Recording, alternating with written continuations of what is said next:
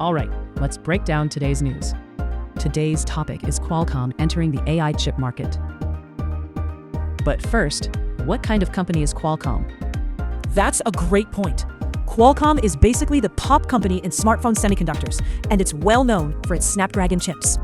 Ah, those are the chips inside smartphones. Exactly. But on the other hand, a large portion of its revenue depends on smartphones. I see. So that's why they are moving into AI. Right. The smartphone market is slowing down, so they are trying to build a second pillar. Another thing, what are hyperscalers? This is also important.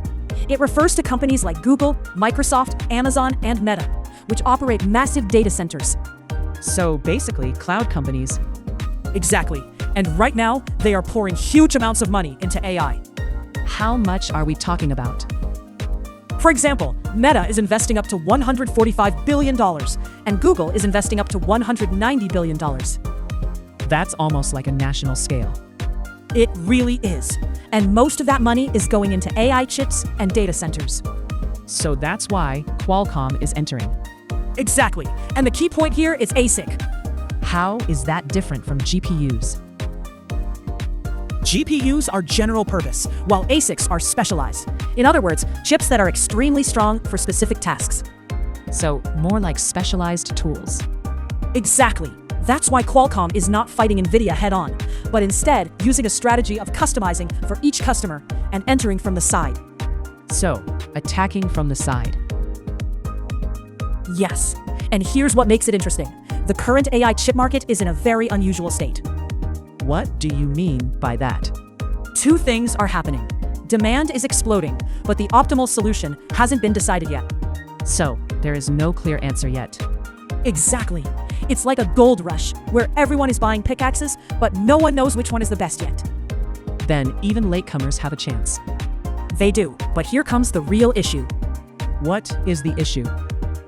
Hyperscalers eventually move toward building their own chips. Vertical integration. Exactly. So it becomes customers now, competitors later. That's a tough structure. Yeah. So this is not just about entering the market. It's really a battle for positioning. That makes sense.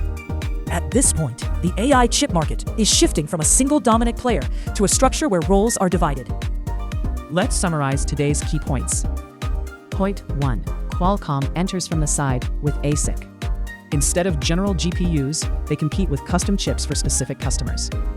Like Google's TPU, the strategy is to optimize for specific use cases and improve performance and efficiency.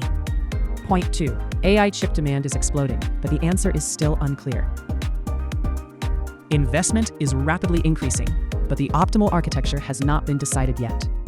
That is exactly why late entrants still have opportunities. Point 3. The biggest risk is vertical integration by customers.